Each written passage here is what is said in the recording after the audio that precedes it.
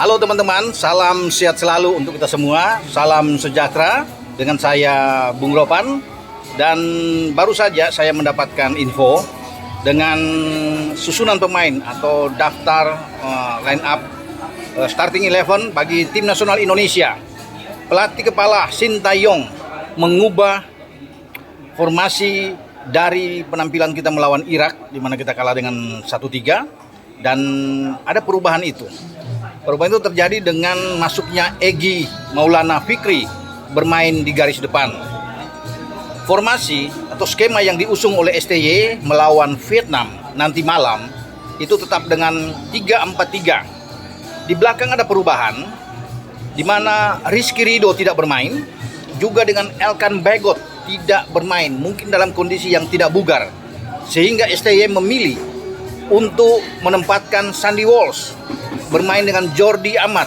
Saya juga merasa bahwa tadinya Jordi yang sempat kena kencing darah ketika lawan Irak saat bertabrakan dengan Asnawi dan dia merasa nyeri di pinggul, tapi Jordi sudah dipastikan bisa bermain karena dia ikut di press conference bersama dengan STY kemarin.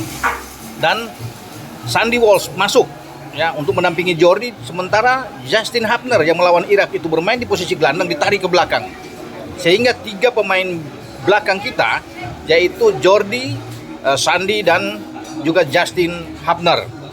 Dengan 3-4-3 maka Asnawi Mangku Alam tetap akan menjabat sebagai kapten kesebelasan. Asnawi bermain dari sisi kanan, kemudian Pratama Arhan bermain dari sisi kiri.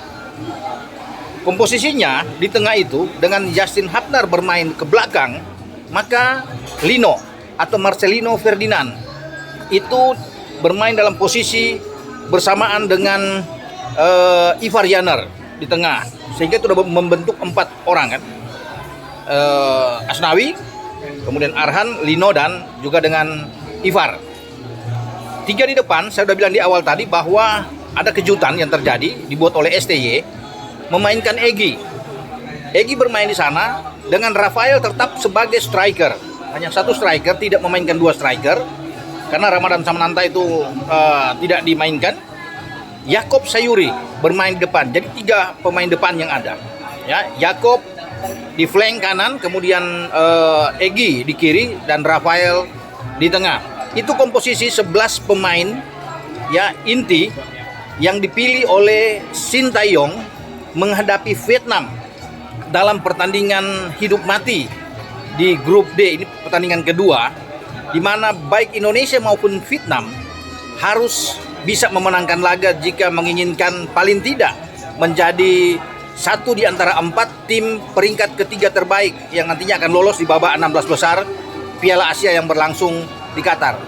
Maka pertandingan ini saya pikir sulit untuk terjadi imbang di saat kedua tim baik Indonesia dan Vietnam sama-sama mentargetkan mengusung 3 poin atau 3 angka.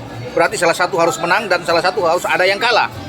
Indonesia akan tampil habis-habisan dan STY sudah berjanji bahwa dia akan memainkan sepak bola ofensif, sepak bola dengan terbuka, meladeni gaya permainan Vietnam. Vietnam bermain dengan ofensif dan terbuka dan akan dilayani oleh STY. Makanya saya pikir itu yang tadi saya bacakan dengan starting 11, dengan menempatkan 3 pemain ada di depan, Rafael, Yakob, dan Egy, sehingga ini kita akan bermain dengan habis-habisan dari sisi flank, dibantu oleh Pratama Arhan di kiri dan Asnawi. Maka Rafael mungkin akan dimanjakan dengan umpan-umpan silang atau penetrasi ke dalam yang akan dibuat dengan kecepatan dari Yakob maupun Egy.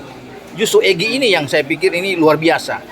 Saya rasa sebenarnya bisa masuk Witan Sulaiman sebenarnya ya kalau bicara, tapi STY punya pemikiran yang berbeda tentunya. Dia sudah bisa melihat bahwa dia perlu Egy, bukan Witan tampil lebih dulu. Mungkin Witan di kedua ketika ada pergantian dengan Yakob atau dengan siapapun ya. Tapi di belakang ini yang kita harus lihat ketika 2 pemain terbaik itu tidak ada, Ridho dan Elkan Bagot. Semoga Justin bersama dengan Sandy yang bermain bersamaan kali ini ya, untuk pertama kali mereka bermain duet di belakang dibantu oleh Jordi, ini akan tampil all out, tampil habis-habisan menghadapi tekanan dari Vietnam. Vietnam punya kekuatan dengan 3 pemain yang harus diperhatikan, kapten mereka ya, Dong Hudong ya. Kemudian ada 2 pemain yang mencetak gol ke gawang Jepang. Nah, Tuan Hai di sini dan juga dengan Nguyen Din Bah. Inilah 3 pemain yang harus diperhatikan oleh pemain-pemain belakang, ya, dengan Justin, Sandi, dan juga Jordi. Sementara Sain Patinama itu ada di bangku cadangan dan mungkin saja Sain akan bisa bermain di babak kedua. Kita akan lihat bagaimana, ya, Indonesia akan bertarung melawan Vietnam dalam pertandingan di Altumama, ya, di Stadion Khalifa, Abdullah bin Khalifa. Dan kita berharap kita bisa mendapatkan 3 poin alias memenangkan pertandingan melawan Vietnam. Maju Garuda, kita bisa. Dengan saya Bung Ropan. Ciao.